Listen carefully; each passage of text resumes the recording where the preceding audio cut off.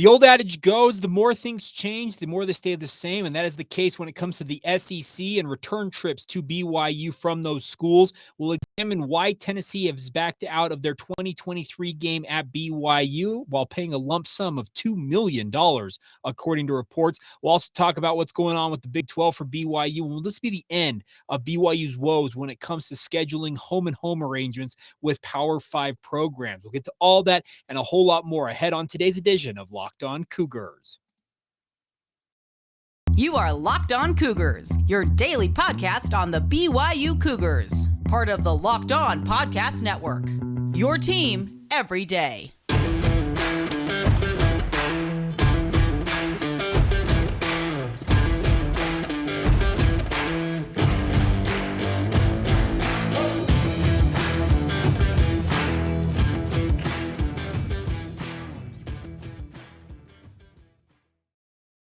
What's up, everybody? I'm Jake Hatch, your host here on Locked On Cougars, your resident BYU insider. I work for the Zone Sports Network in Salt Lake City, Utah, as the executive producer of DJ and PK in the Morning. And a huge thank you once again for your continued support of this podcast.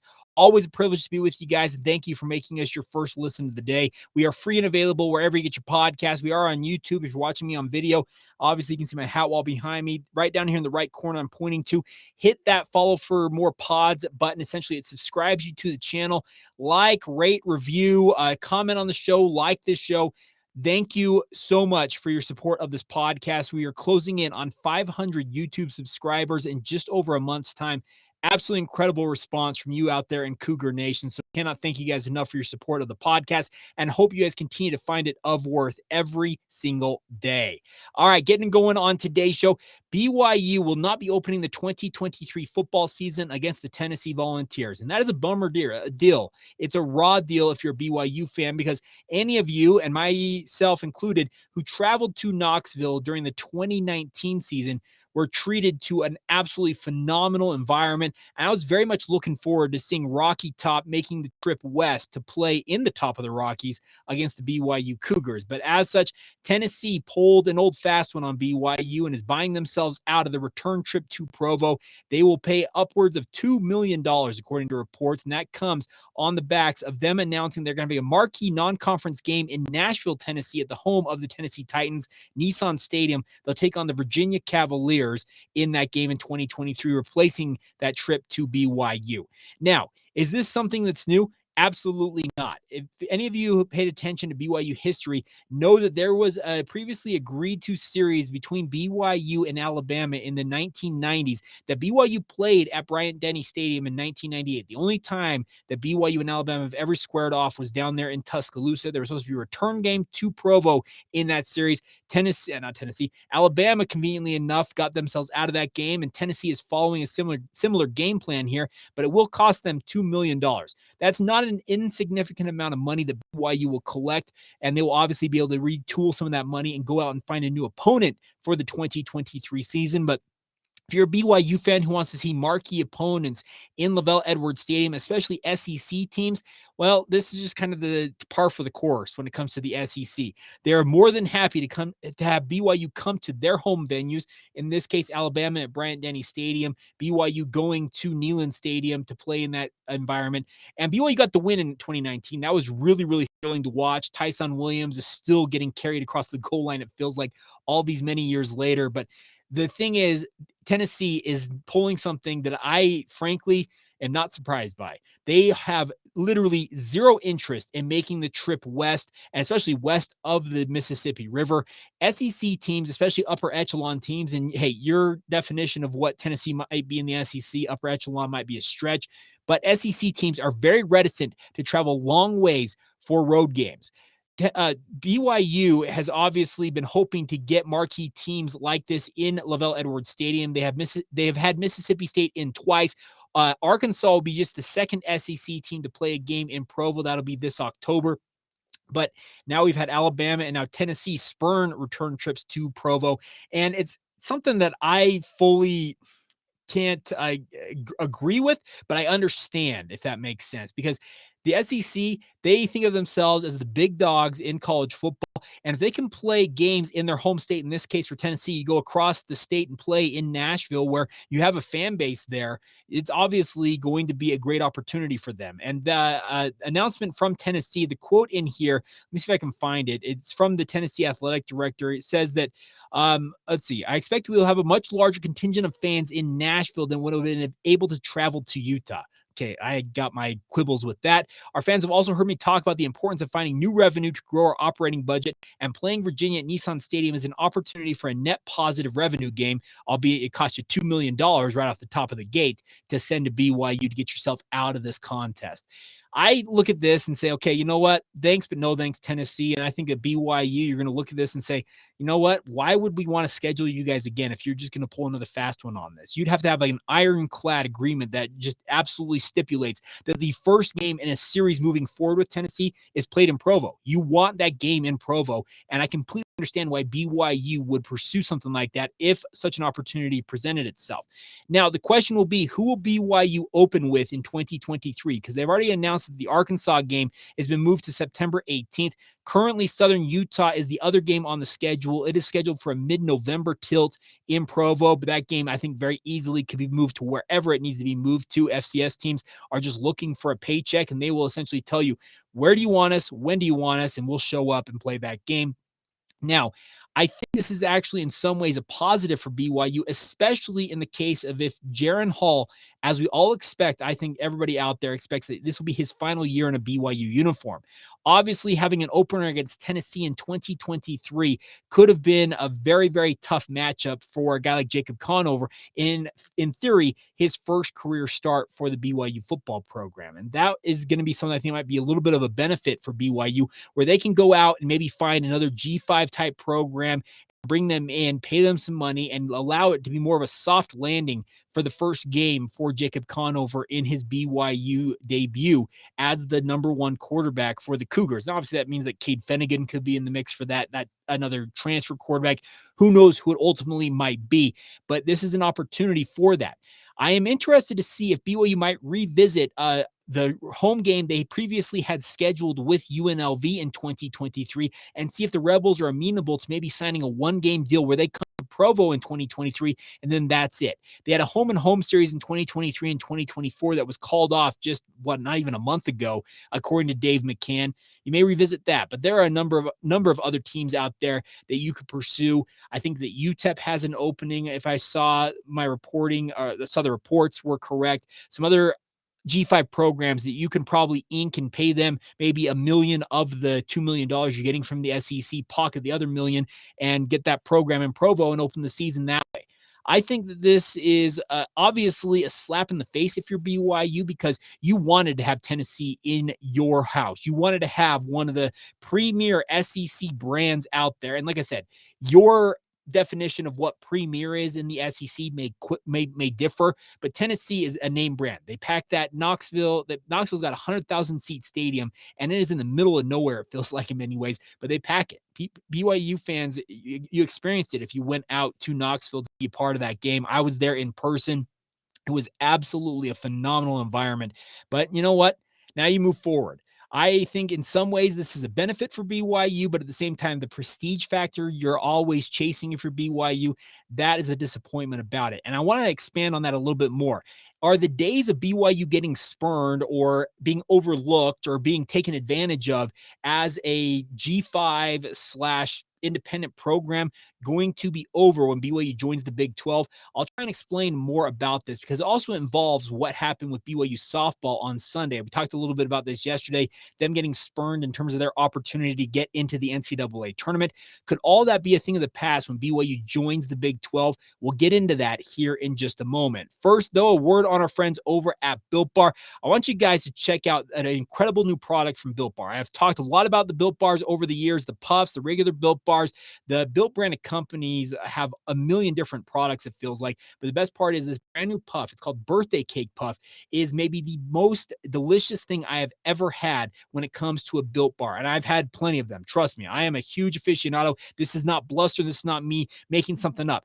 I love Built Bars, and the birthday cake puff is absolutely incredible. It's literally like you stuck your finger in a tub of frosting, licked it off your finger. It's that type of flavor, and the best part is it's healthy for you guys along the way. 16 grams of protein, just 150 calories, just 9 grams of sugar. You cannot beat it. Make every day your birthday with Built's birthday cake puffs.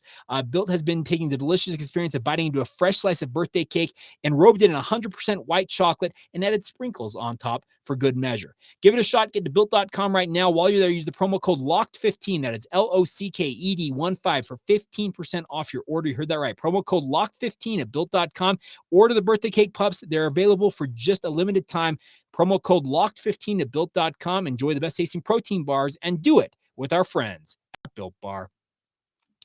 Thank you once again for making Locked On Cougars your first listen every day. Want to make sure you guys go over and check out the Locked On NBA Big Board show. It is hosted by Rafael Barlow from NBA Draft Junkies. He's the author of the NBA Big Board newsletter. He is joined by such luminaries as Richard Stamen, Sam Ferris, and Leif Tulin to give fans an in-depth look at the NBA draft. They have mock drafts, player rankings, and of course, big boards for you guys, getting you ready for the NBA draft later this summer. It is free and available wherever you get your podcast. All right, so let's talk a little bit about the future for BYU when it comes to the overall prestige factor for BYU. The Big 12 is coming, and obviously I think every BYU fan, and yours truly included, is super excited to see BYU in the Power 5.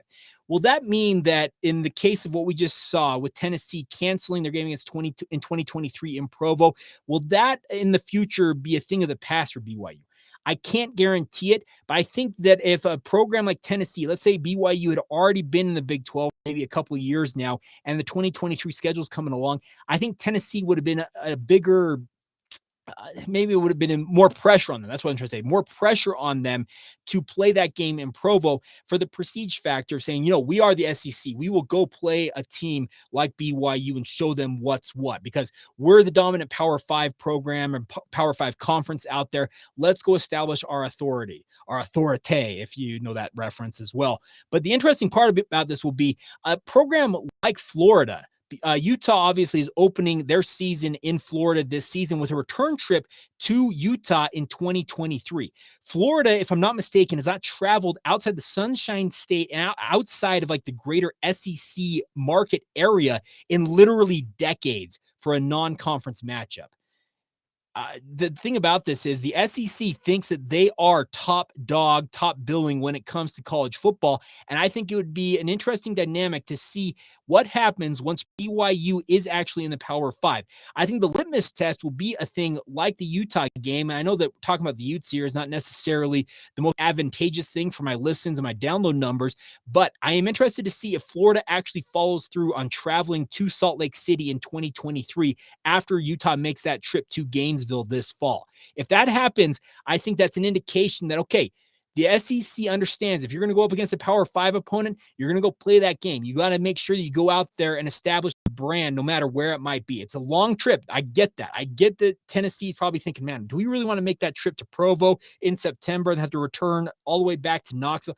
I get all that goes into it, but I think it's much easier for a Power 5 opponent like Tennessee to back out on BYU, who is not a Power 5 opponent yet, when they have that opportunity to do so. And maybe once BYU establishes themselves a little bit more in the Power 5 ranks, maybe they would have been more inclined to play that game. Or maybe they would have been actually more inclined to cancel it outright, if at all possible. It's just a very interesting dynamic here, because I think that you're seeing multiple programs in the BYU athletic department. Their time in the WCC has been very beneficial because BYU found a landing spot for all their athletic programs when they left the Mountain West Conference and needed to find something on short notice, especially after what Fresno State, Nevada, and who else was it? I don't remember. Who's the other program that kind of burned that whack deal for BYU? But the biggest thing is the WCC has been a good landing spot for BYU, but it's cost them in terms of national prestige, opportunities in the postseason, and the like. Think about it. Women's volleyball, they have had issues in terms of getting the overall seeds that they probably are deserving of being a member of the West Coast Conference, because it's considered a middling conference when it comes to women's volleyball. Softball, I talked about this yesterday. The softball portion of the WCC is just pillow soft. It is one of the worst softball conferences in the entire country. And I don't take any pleasure in saying that. I'm just simply stating a fact. And when you're a one-bid conference, you lose that game, the second game to LMU. Well, guess what? You put yourself behind the eight ball, and obviously it cost BYU their first NCAA regional bid in 16 or 17 years. It's absolutely just a criminal thing, because there are programs out there. I think Texas A&M made the NCAA tournament in women's softball with a 28-26 record, including a 6-18 record in SEC action. Yes, they won barely a quarter of their games in the SEC, and they still are in the NCAA tournament. BYU is going to benefit from going into the Big 12 because they will be on the right side in most of these selection committees' minds of being, quote unquote, part of the big time. It's a sad fact of the matter right now is that these selection committees are favoring the Power 5 conferences, and it's because the Power 5 conferences are putting a lot of pressure on these selection committees, especially when it comes to men's basketball, women's basketball, etc. They want their programs in the NCAA tournament. They have some sway with these committees, and guess what? They're using it to their advantage. So I can completely understand why this scenario is playing out for BYU. But the good news is in 2023, July 1, 2023, things are going to change for the Cougars. And that is a positive thing, because I can't guarantee that Tennessee would have backed out if BYU were already in the Power 5. Maybe they would have, but I can remember back in the 1990s when Alabama backed out of that deal. Alabama essentially said, no, we're not going to play in Provo, and what are you going to do about it? That was their whole mentality when it came to that return game in Provo. They had zero interest in playing in Provo. They were more than happy to have BYU come to Bryant-Denny Stadium and have Sean Alexander run roughshod in that game. Any of you who remember that trip to Bryant-Denny, I've talked to with enough BYU football players, that it was a once in a lifetime experience to experience Bryant-Denny Stadium. And in Bryant-Denny Stadium now is almost peanuts back then to compare to what it is now. It's completely different. But the simple fact of the matter is BYU is finally going to be in the big time. They are going to be a Power 5 team, and that is going to give them benefits and just opportunities that is going to completely change their circumstances. No longer will you, if you go out and have an absolutely incredible record of 42-10 in softball, for example, or you go out and practically run the table in the West Coast Conference when it comes to women's volleyball, no longer will you be underseeded relative to what you probably should be deserving of when it comes to that. If you go out in the Big 12, in the new era of the Big 12 with BYU as a member, and if the softball team puts up, let's say, a 35-20 record, they're going to make the NCAA tournament. You have a winning record, more often than not, you are going to make the postseason out of that conference versus sitting on the bubble when it comes to the West Coast Conference. It's so hard to look at and accept that that is how simple the formula is, but in many ways, the formula is truly that simple for BYU. You get into the Big 12, you're part of the big time, you are Power 5, and you are going to be the beneficiary of that soon enough. The only thing that you have to be wary of is making sure that your programs are up to snuff when they get into the Big 12. It is going to absolutely increase and ratchet up the strength of schedule, the intensity, the overall difficulty of winning games going into the Big 12 across the entire spectrum of the athletic department for BYU when they join the Big 12. Softball, I'll be honest, I think that softball is going to absolutely need to upgrade their talent base. They've done a good job for many, many years beating WAC and PCSC and MWC and now WCC opponents. Well, guess what? The Big 12's got the likes of Oklahoma. I know that Oklahoma is going to be leaving at some point, but you have Oklahoma State, Houston, you have Texas Tech. You have high-level softball programs. Baseball is the same thing. Baseball right now is having an incredible run. They're on a 9-game winning streak, but the competition in the WCC versus the Big 12 in baseball, there's no comparison. And it's nothing against the WCC. It's just simply a fact that the money that is being pumped into these programs at the Power 5 level versus the WCC level, it is apples and oranges. You are going to have to upgrade your talent base, your overall production. You're going to have to invest at an astronomical rate. And that goes for football, men's basketball, women's basketball, men's and women's tennis, track and field, across the board, BYU is going into a new era of their athletic department, and it just gets more and more difficult the further you go into what it looks like for BYU as they get ready to join the Big 12. But the fun part is, if you go out and have success, you have winning records in the Big 12, you can guarantee that you are going to be the beneficiary of the benefit of the doubt moving forward, rather than riding out the bubble and sweating it out thinking, wow, did we do enough to make it?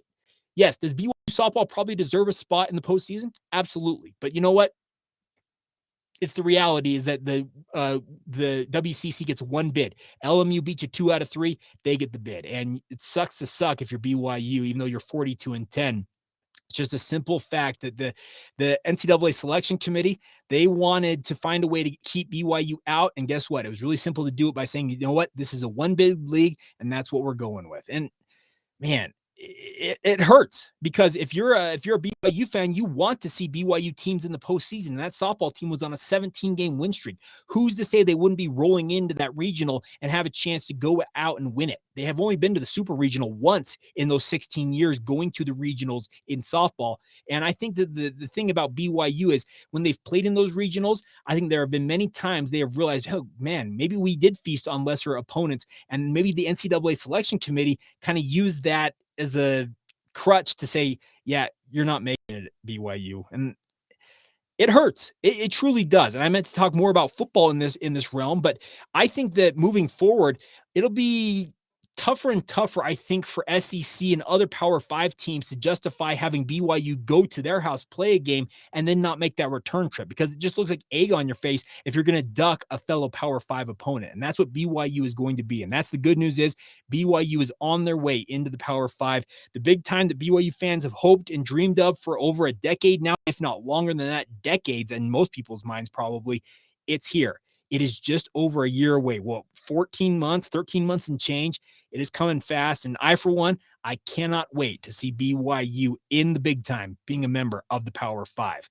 All right, coming up here in just a minute, we'll catch up on the other news involved in BYU athletics, including an interesting new sponsor for BYU and the Big 12. We'll get to all of that here in just a second. First, though, a word on our friends over at BetOnline. Our partners over at BetOnline continue to be the #1 source for all of your betting needs and sports information needs. Find all the latest odds, news, and sports developments, including this year's basketball playoffs, Major League Baseball scores, the big fights in both UFC and boxing, and even next season's NFL futures, all now at betonline.net. It is your continued source for all of your sports wagering information, from live betting to playoffs, esports, and more. Head to the website today or use your mobile device to learn more about the trends in action available to you now. It's all courtesy of your friends at BetOnline, where the game starts.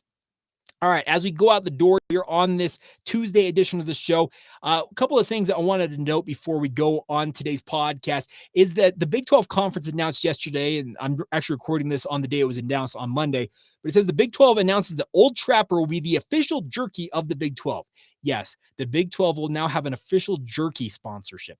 You can't tell me that anything is sponsorable now. The fact that the Big 12 has a jerky sponsorship is absolutely incredible. Old Trapper will now be the presenting sponsor of Big 12 football and basketball media days, as well as the new Big 12 football studio show on the Big 12 Now channel on ESPN+. The interesting part about that dynamic, saying that ESPN Plus is going to have a Big 12 football Now channel, well, that may indicate that if you have not gotten ESPN Plus when it comes to your BYU sports that are outside of football and maybe some of the lesser games that BYU plays moving into the Big 12, ESPN Plus is going to be a critical part of your BYU sports viewership. If you have not subscribed to it already, I would encourage you guys to do so, because it is going to be something that BYU is going to be featured on. That deal with the official jerky of the Big 12 with Old Trapper begins July 1. Now, on a personal note, I have never tried Old Trapper beef jerky. I've seen plenty of advertisements for it. I'm gonna have to give it a shot. I'm gonna get it. Maybe we'll do it live on air. Maybe we'll do a broadcast where I pull out some Old Trapper jerky and give it a shot on this podcast. I've never tried Old Trapper. I've kind of been partial to Oberto, some of the homemade stuff. I have family members who like to hunt. They bring home and process deer jerky and that type of stuff. I am a huge fan of jerky. I just have yet to have tried Old Trapper jerky. So I guess I'll have to support the Big 12 and sustain the 12, as some people say on social media, by supporting Old Trapper beef jerky moving forward here. Just kind of one of those funny, unique dynamics when it comes to college sports. It's just, I laugh when I see stuff like this. You just look at it and say, really? Is that what we really are going for? One final note here is that the NCAA regionals are ongoing in Stockton, California for BYU golf. I'm pulling this up on my phone. You can look at this right here. BYU finished round one. There are 3 rounds of this. This will be taking place Monday, Tuesday, and Wednesday. So round one here on Monday is in the books. BYU is sitting in 4th place with Carson Lundell and David Timmons each posting a 3 under par. So a fantastic start to the tournament for BYU. A note, the top 5 teams from this regional out there in Stockton, California will make the NCAA championships down there in Arizona. They're playing at Greyhawk Golf Club. That'll be, I think, the end of this month. It'll be playing down there at one of the famed courses in Arizona. That'll be the NCAA championships. But a good start for BYU, solidly inside the top 5. If they can maintain that position, they will punch their ticket to the NCAA championships. Still a long way to go, though. You got 2 more rounds on Tuesday and Wednesday to prove yourself in that regional, but a solid start for Bruce Brockbank and company when it comes to the NCAA regionals. All right, that is going to do it for today's edition of the show. I had originally planned on today's show to talk about some of the early buzz about Jaron Hall when it comes to his quarterback ability, when it comes to the NFL draft in 2023. You know what? We'll get to that tomorrow. I'll read some of the scouting reports I have seen, what I make of them. We'll get to all that on tomorrow's show. So thank you once again for making us your first listen of the day. Want to encourage you guys now to get over and make Locked On Big 12 your second listen of the day. It's free and available wherever you get your podcast, just like this one. It is a fantastic roundup of all the news in the Big 12 daily with Josh Neighbors. Get it free and available, like I said, wherever you get podcasts, just like this one. And also, one other note, please make sure you follow this show on social media, Facebook, Instagram, or Twitter. Search out Locked On Cougars. My personal Twitter feed, if you'd like to weigh in there, is Jacob C. Hatch. And as always, you can email the show, lockedonbyu@gmail.com is the email address. And always love hearing from you guys, getting your comments, concerns, advertising inquiries, all the like. I really do appreciate your guys' support of this venture. Every single time you guys reach out, it means the world to me. All right, that's going to do it for today's show. Once again, thank you for joining us. Have a great rest of your day. This has been the Locked On Cougars podcast for May 17th, 2022, and we will catch you guys tomorrow.